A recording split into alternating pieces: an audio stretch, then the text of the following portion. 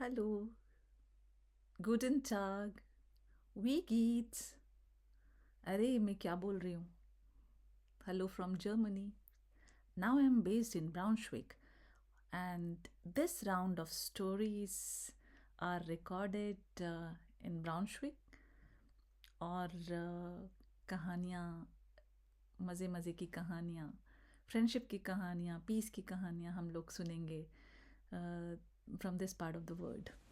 तो तैयार हैं?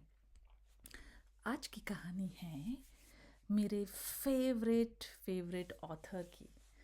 और वो एक साइकोलॉजिस्ट थे जिन्होंने अपनी एक लोगोथेरेपी शुरू की और इंसानों के साथ एक अजीबोगरीब सिचुएशन होती है।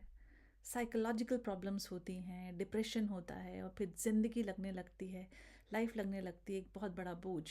और लोग सोचते हैं कि ऐसी ज़िंदगी का क्या फ़ायदा है, इससे तो अच्छा ज़िंदगी ना रहे, लाइफ ना रहे। और इसी सिचुएशन को एड्रेस करने के लिए विक्टर फ्रैंकल, जो कि वियनीज़ ऑस्ट्रियन साइकोलॉजिस्ट थे, उन्होंने खोज की एक थेरेपी की जिसको नाम दिया लोगोथेरेपी, जिसका मतलब है थेरेपी थ्रू मीनिंग। लोगोस मतलब मीनिंग। तो कैसे लाइफ को अगर मीनिंगफुल अगर आप बना लें, लाइफ में पर्पस आ जाए, तो लाइफ चाहे कितनी भी मुश्किल है आप उसको जीना चाहते हैं, खुशी खुशी उसको एंजॉय करना चाहते हैं परेशानियों के बावजूद भी। और चलिए देखते हैं कि ऐसा क्या हुआ विक्टर फ्रैंकल के साथ जिसने उनको इनकरेज किया, मोटिवेट किया, इंस्पायर किया लोगोथेरेपी को इवॉल्व करने में। तो हम लोग पास्ट में जाते हैं। 1905 में विक्टर फ्रैंकल का बर्थ हुआ एक ज्यू कपल के घर में। और आपको याद है एन फ्रैंक की स्टोरी, वो भी जू थी और विक्टर फ्रैंकल भी बाय बर्थ, उनका रिलीजन जूइश था, जुडाइज़म में बिलीव करती थी उनकी फैमिली। तो फिर से एक और जू की कहानी है और देखते हैं कि क्या होता है इस कहानी में। तो छोटे से विक्टर फ्रैंकल अपने माता पिता के घर में ढेर सारी खुशियाँ लाए, जैसे आप लोग लेकर के आए हैं अपने पेरेंट्स के घर में खुशियाँ, ढेर सारी खुशियाँ, है ना। हम आपको देखते हैं और आपके पेरेंट्स के जो चेहरे हैं वो एकदम रोज़ की तरह खिल जाते हैं, है ना।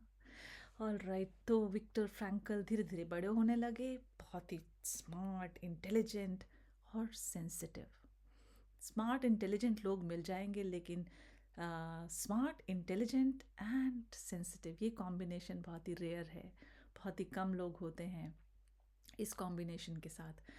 तो जब विक्टर फ्रैंकल 15 ईयर ओल्ड थे, तो उनका इंटरेस्ट ह्यूमन साइकोलॉजी में, ह्यूमन नेचर में डेवलप होना शुरू हुआ। और young boy, 15 year old boy, he had started writing to Sigmund Freud, जो कि फादर ऑफ साइकोएनालिसिस कहे जाते हैं और जिनकी डिस्कवरीज ने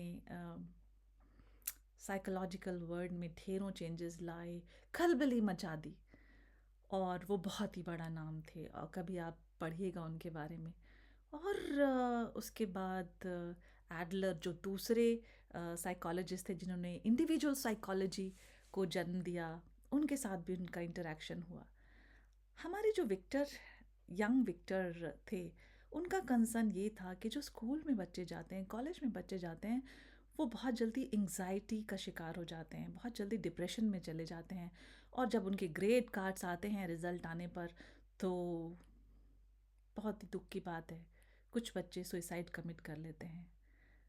ये बात विक्टर फ्रैंकल को मंजूर नहीं थी, तो उन्होंने कैंप लगाना शुरू किया। जब रिजल्ट्स आते थे तो उनका कैंप लगता था, वो बच्चों को काउंसिल करते थे और उनको बताते थे कि देखो, लाइफ एग्ज़ाम एक छोटा पार्ट है, अगर ग्रेड्स अच्छे नहीं आए तो लाइफ ख़त्म नहीं हो जाती है। और उन्होंने बहुत मदद किया बहुत से बच्चों को। और फिर उन्होंने अपनी पीएचडी भी की, कैसे सुइसाइड को रोका जाए, कैसे ज़िंदगी में मीनिंग लेकर के आया जाए। अगर आपकी ज़िंदगी में मीनिंग हो तो आप कुछ भी परेशानी सॉल्व कर सकते हैं, क्योंकि आपके पास स्ट्रेंथ होती है कि नहीं ये पर्पस है। वो पर्पस कुछ भी हो सकता है। वो अपने माता पिता को देख कर के आप सोचते हैं कि अरे मुझे ये ज़िंदगी खूबसूरत बनानी है, अच्छे से जीनी है, क्योंकि मेरे माता पिता हैं, है ना? माता पिता बच्चों को देख कर के जीते हैं। और कुछ लोग होते हैं जो उससे और ऊपर जाते हैं। उनको लगता है हमारी ज़िंदगी सिर्फ हमारे लिए नहीं है, जो दुनिया है बाहर उसके लिए हमको कुछ अच्छा करना है, कुछ बड़ा करना है, उन लोगों के लिए जो परेशान हैं। तो ज़िंदगी को मायने मिल जाते हैं और फिर मार्क्स और ये सब चीज़ें सेकेंडरी हो जाती हैं। कैसे ज़िंदगी अच्छी बने, मार्क्स उसमें बहुत बड़ा रोल नहीं प्ले करते हैं। तो हमेशा याद रखिए कि मार्क्स से आगे भी ज़िंदगी है, ग्रेड से आगे भी ज़िंदगी है। और हमारे विक्टर ने कंप्लीट की अपनी पीएचडी और एक वियनीज़ हॉस्पिटल में साइकोलॉजिस्ट के तौर पे, डॉक्टर के तौर पे उन्होंने अपना काम शुरू किया और लोगों को काउंसल करते थे, बच्चों को काउंसल करते थे जिनको साइकोलॉजिकल प्रॉब्लम्स होती थी, डिप्रेशन होता था, एंग्जाइटी होती थी, एंग्शियसनेस रहती थी, घबराहट होती थी, तो उनको वो एड्रेस करते थे। फिर धीरे धीरे धीरे जैसा एन फ्रैंक के साथ हुआ। एन फ्रैंक तो एक घर में अपना छुपी रही बहुत सालों तक, लेकिन हमारे विक्टर के साथ ऐसा नहीं हो पाया। हाँ, विक्टर को और उनके माता पिता और रिसेंटली उनकी शादी हुई थी, टिली उसको बुलाते थे अपनी वाइफ को। तो उन चारों को ले जाया गया कंसंट्रेशन कैंप में और दिस ये जो कंसंट्रेशन कैंप था उसका नाम था टेरेसियन स्टार्ट, जहाँ पे उनको रखा गया इनिशियली। वहीं पर उनके पिता की डेथ हो गई, उसके बाद उनकी माता की डेथ हो गई और उसके बाद टिली की भी डेथ हो गई। कंसंट्रेशन कैंप में 3 क्लोज फैमिली मेम्बर्स का जाना छोटी बात नहीं थी। विक्टर बहुत परेशान थे और बहुत दुखी थे, लेकिन एक चीज़ थी उनके अंदर, से यस टू लाइफ, या ये उनकी पहली किताब का नाम है, से यस टू लाइफ। और वहीं पर उन्होंने कंसंट्रेशन कैंप में कोशिश की कि जो लोग थे बाकी के ज्यूज़ उनको इनकरेज करें, इंस्पायर करें और अच्छे से अच्छा काम करें ताकि सबके अंदर ज़िंदगी जीने की चाह पैदा हो।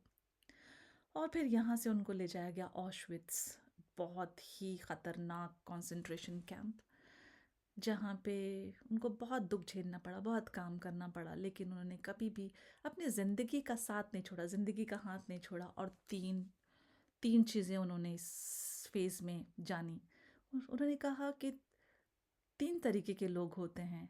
एक वो लोग होते हैं जो प्लेजर के लिए जीते हैं, ज़िंदगी में मज़ा है, गाड़ी है, ऐशो आराम है।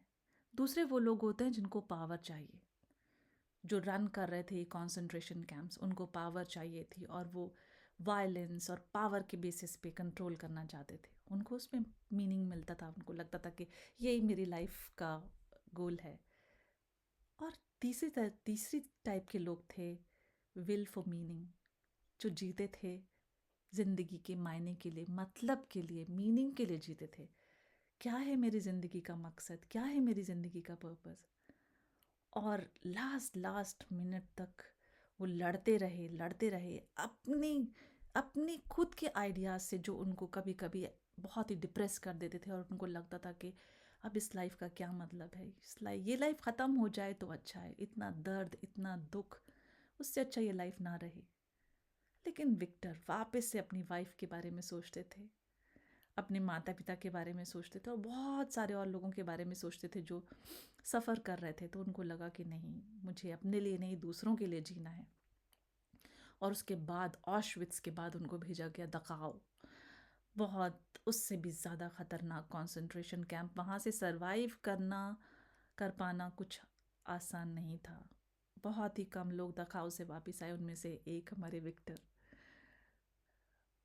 उन्होंने जीत पा ली थी अपने डर पर, अपने दुखों पर।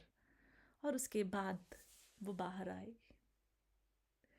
बहुत ही फ्रेल, बहुत ही कमज़ोर। उनको वापस लेकर के आया गया वियना, जहाँ पे उन्होंने अपनी प्रैक्टिस दोबारा से स्टार्ट की, रॉथचाइल्ड हॉस्पिटल में वापस से एज डॉक्टर ज्वाइन किया और लोगों को मदद की उनकी ज़िंदगी में मायने पाने के लिए, मीनिंग पाने के लिए। रोज़ाना सुबह में उठना, खाना पीना, मार्केट जाना, शॉपिंग करना, अच्छे कपड़े पहनना, ज़िंदगी के मायने यहीं तक सीमित नहीं हैं।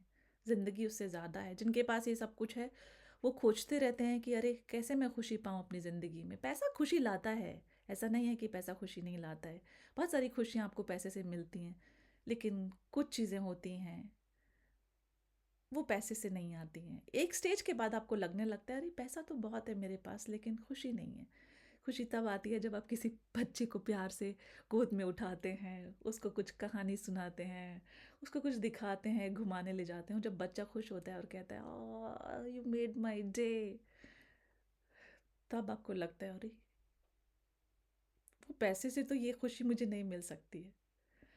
तो विक्टर फ्रैंकल ने लोगो थेरेपी यूज़ की और लोगों बहुत लोगों को मदद की उनकी ज़िंदगी में पर्पस ढूंढने में, मीनिंग ढूंढने में। कभी पॉसिबल हो तो उनकी यस से यस टू लाइफ के अलावा उनकी जो किताब है जिसने मुझे बहुत इंस्पायर किया, मैन सर्च फॉर मीनिंग। और ये किताब जो है वो लाइफ चेंजिंग किताब है। इसको पढ़ने के बाद आपको लगेगा कि अरे ये जो मैं कर रहा हूँ ये कितना मीनिंगफुल है। और फिर आप ढूंढने लगेंगे अपनी ज़िंदगी के मायने, मेरी ज़िंदगी का क्या पर्पस है, मैं यहाँ पे किस लिए हूँ। और ये सवाल पहली बार विक्टर ने नहीं पूछा, बहुत सारे लोगों ने विक्टर से पहले पूछा और विक्टर के बाद भी पूछते रहे। हम आज भी पूछते हैं कि क्या है मेरी लाइफ का पर्पस, लेकिन कोई हमको ये नहीं बताता है कि कैसे हम ढूंढें अपनी लाइफ का पर्पस, हमको खुद ही ढूंढना है। लेकिन विक्टर ने हेल्प किया बहुत से लोगों को, उनसे बात करके ये जाना कि वो क्या करना चाहते हैं। और एक एग्जांपल मैं जल्दी से आपको बताती हूँ कि एक एम्बेसडर थे, यूएस एम्बेसडर, और वो पोस्टेड थे वियना में और उनका बिल्कुल दिल नहीं लग रहा था वियना में। उनको लग रहा था कि क्या लाइफ है मेरी। और जब उन्होंने विक्टर से बात की तो उनको रियलाइज़ हुआ कि अरे वो तो ज़िंदगी में एम्बेसडर कभी बनना ही नहीं चाहते थे। और एम्बेसडर की नौकरी जो है वो बहुत ही ऐशो आराम की नौकरी है और बहुत मज़े की नौकरी है, लेकिन वो खुश नहीं थे। उसके बाद उन्होंने एम्बेसडरशिप छोड़ दी और परस्यू किया अपनी लाइफ का ड्रीम। जानना चाहते हैं क्या क्या था ड्रीम उनका? तो प्लीज़ पढ़िए मैन सर्च फॉर मीनिंग और कोशिश कीजिए कि आपकी ज़िंदगी में भी पर्पस आए, मीनिंग आए। चलिए तो इस नोट पे मैं कहती हूँ चुस, इन जर्मन दे से चुस, bye bye, have a lovely day ahead and not just today, forever be happy.